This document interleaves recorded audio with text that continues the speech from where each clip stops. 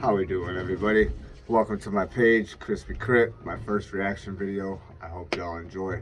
This video is about explosive courtroom drama that unfolds and the judge pays the ultimate price. So let's react to it and see how it goes. Don't forget to click that like button, hit that subscribe.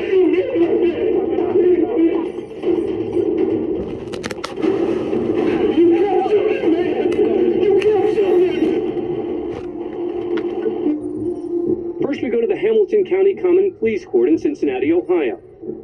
Standing in the hallway outside the courtroom is Cassandra Jackson. She's here today seeking a protection order, often sought by domestic violence victims. Unfortunately, a court official is telling her that she missed the deadline and will have to come back. What's the deadline? Jackson, a working mother, grows increasingly frustrated. The argument's loud enough to be heard in the nearby courtroom.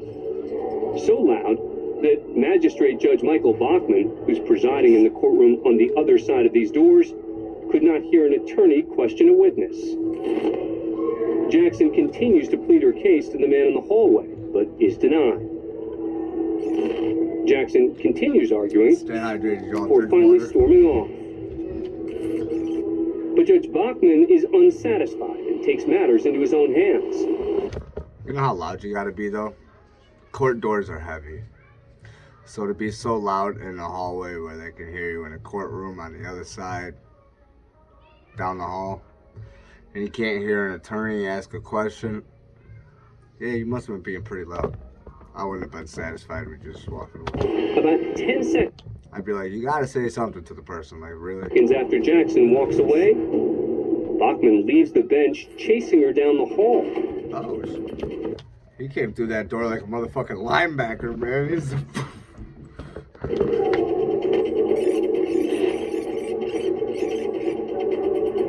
He catches up to Jackson at the elevators and orders her back to his courtroom. Can they really do that, though? In the middle of them being in court, they can run out their room and be like, get in my courtroom, you're next. Let me know in the comments. You really got her, though. You really brought her all the way back. Critical to the eventual outcome of this story. As they head toward the court, Jackson tries to turn down a hallway. Veer left! That's when Bachman grabs Jackson's shoulder. They're gonna start fighting. Yo, if she duffs this judge, I tell ya. Yo, if she'd turn around, it's like, don't, boop! Put the cuffs on her. Put the cuffs on her. Is she crying? Even as they enter the courtroom, Bachman still does not remove his hand. Keep in mind, Jackson's in court today to file for a restraining order to protect herself and her children from an allegedly abusive relationship. Bachman orders Jackson into the jury box, then tells her she's about to be arrested for contempt of court. But the insensitive treatment continues from the rest of the court staff. 2 officers are brought in, and Jackson attempts to flee. Oh, shit. It's about to go down. She said, fuck y'all. She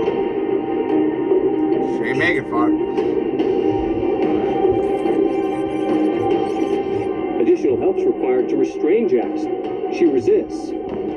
How many people you got out here? You got 1, 2, 3, 4. Was eventually removed from the court in handcuffs. 4, motherfucker?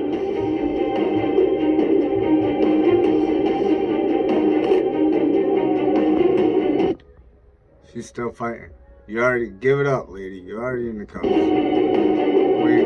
The situation is taken to another level when Jackson's dragged to booking where formal charges are made.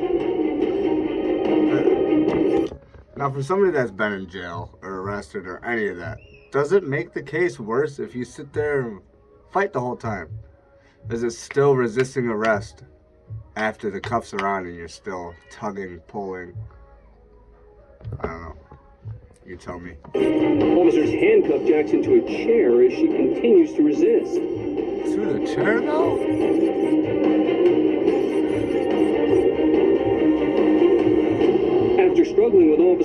time, Jackson's strapped into a special chair and wheeled into holding. She'll serve 2 days of a 10-day sentence after the presiding judge dropped the contempt.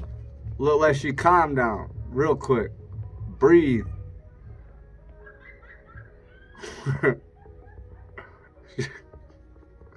Charge and the rest of her sentence for good cause. After the footage goes public of Bachman chasing after Jackson and putting his hand on her. Now let's take a second and go back and see how she could have not had that happen. By talking, communicating the right way. She was yelling, supposedly. All this because she was yelling in a hallway in a court. Jackson files a civil suit against Bachman. So we review the beginning. The magistrate's told he must either resign or be fired. Bachman chose to resign. If Bachman needs to enter a Hamilton County courthouse in the future, he must now do so as a private citizen. Wait, why? Bachman chasing after Jackson and putting his hand on her. Jackson files a civil suit against Bachman, and the magistrate's told he must either resign or be fired. So he's not allowed to do that. He is not allowed to leave the courtroom that he's in the middle of judging. He's not allowed to leave his podium and go get somebody and say, come on, you're getting arrested. That's what I gathered from that. Bachman chose to resign. If Bachman needs to enter a Hamilton County courthouse in the future, he must now do so as a private citizen. How do you do it? What's a private citizen?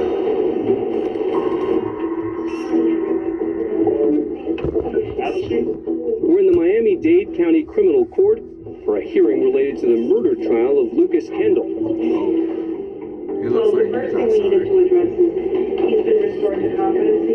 Correct, Your Honor. There are two evaluations from Dr. Luis Quintana and Dr. Richardson. They both find that he's competent. Kendall's just been deemed competent to stand trial, where he faces charges of second-degree murder and attempted murder. While working as an armed security guard at a Miami strip club, Kendall approached two men who were sitting inside a truck in the parking lot. Kendall claims one of the men threatened him. He says he also believed one of them had a weapon. So he opened fire, killing one of them with 8 shots, 4 of them in the back. Because you believed he had a weapon? 4 in the front, 4 in the chest?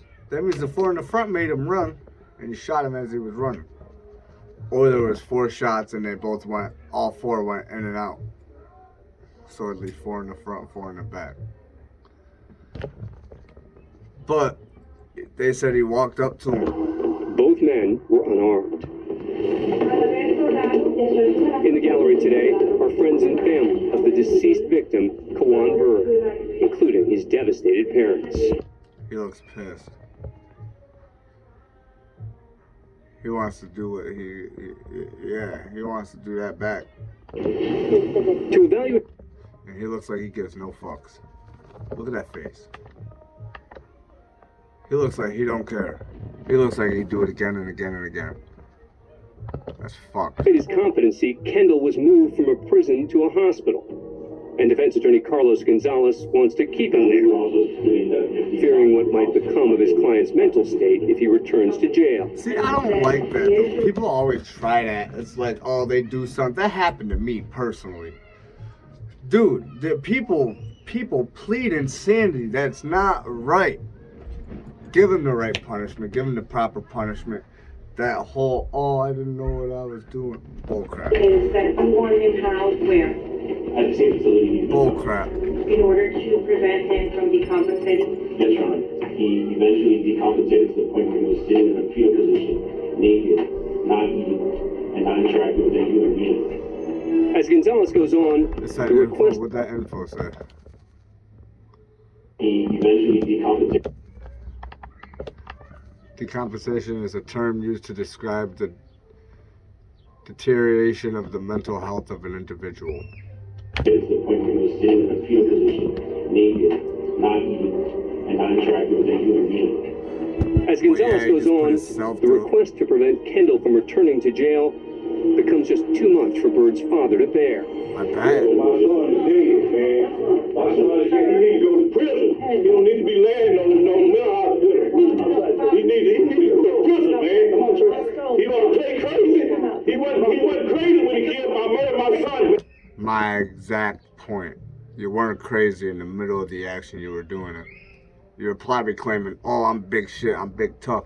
Ah, rah, rah, rah, rah, talking all that big shit. Act like you were a big homie on the set. You know what I mean? And now look, you want to plead, cry, "Oh, I didn't know what I was doing. I don't remember doing it. You can't put the blame on me." He wasn't crazy then, but he crazy now.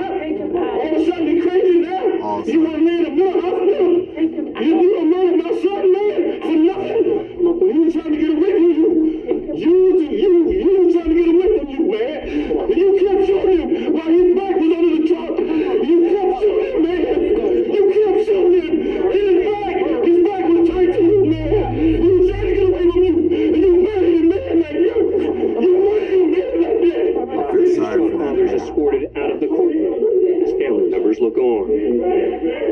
Meanwhile, the defendant just watches it all unfold. you see what I mean? No fucks given. If I was there, I would spit in that man's face. Crap, can I have Jello? Look on. Alright, Meanwhile, the defendant just watches it all yeah, unfold. like I said, this guy's a fucking At trial, douchebag. Kendall This guy's a decided- straight scumbag. Sorry for the little jump in the video. My surroundings don't always tend to listen to me, so yeah. First one's a little messed up for you guys, but I promise they're not all gonna be like that. So let's finish this video and see what happens to this little scum. Like I said, if I was there, I'd spit in his face. To represent himself and attempted to use the stand your ground defense. So the trajectory coming from outside the vehicle would have to come in that downward. I'm sorry, I'm not sure what you're referring to. He was convicted on both charges and is now serving a life sentence in the Good. Florida prison system. Good.